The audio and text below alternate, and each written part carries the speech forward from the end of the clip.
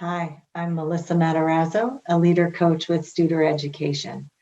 I'm delighted to introduce you to the school district of Cadott Community, a small school district located in northern Wisconsin.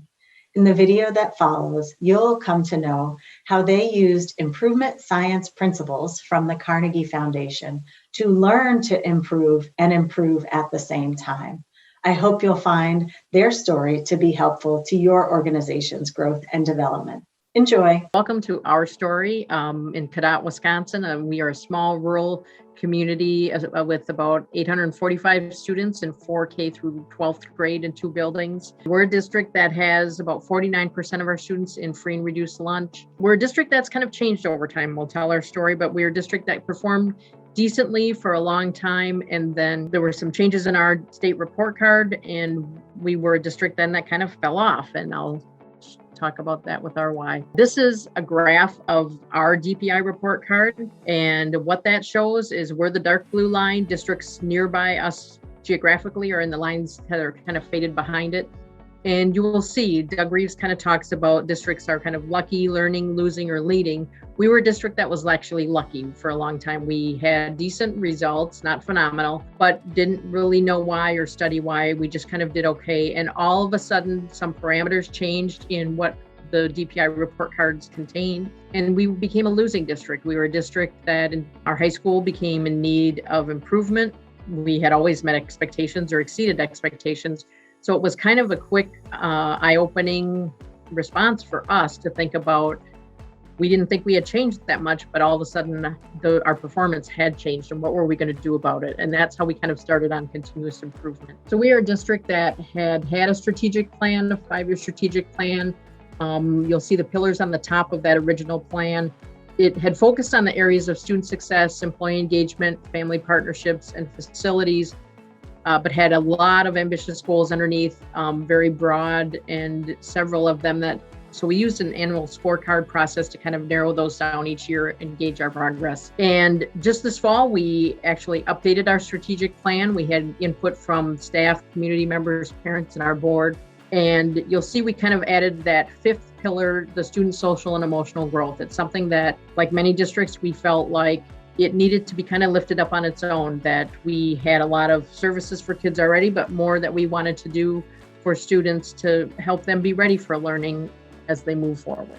One of the things our administrative team did is we read through a book called All Time Best by Lee Jenkins, and has a lot of things in there, but the piece that we really grabbed onto is the idea of all time best. You do better than you've ever done before. And it really fits in with the growth mindset. It can be a student or a classroom, and it doesn't matter if you're a student with special needs. You still might not be a benchmark. You still might not be proficient, but you still have performed better than you've done before. So that gets recognized, as well as students who might be advanced, and they still have to grow. They still have to improve kind of for recognition. And it's something every month that we share. They're recognized at our school board meeting.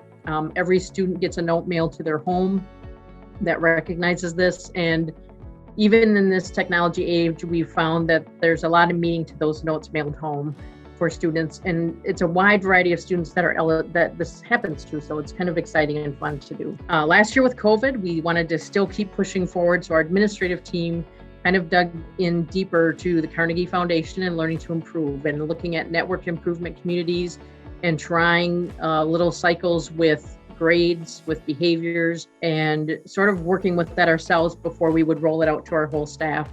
And that's a piece that you'll see is going forward. We are using that with staff for this year, and collecting information on summative assessments, having their PLCs work within that as they go forward.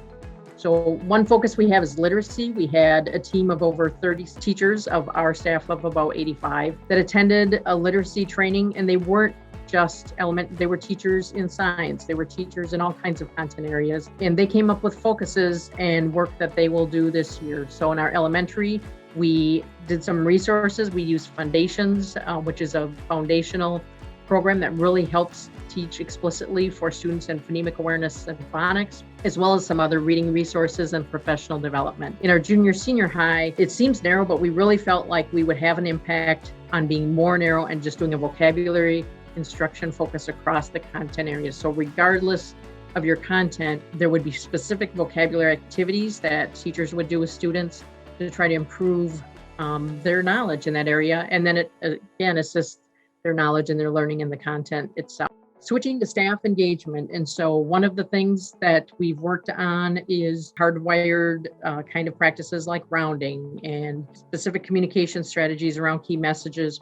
We did find last January that we were having a difficult time. Many people were. We were kind of tired of the pandemic. Staff had a lot of new technology they had to learn that they never used before at all. For our staff, they hadn't used Google Classroom for the most part.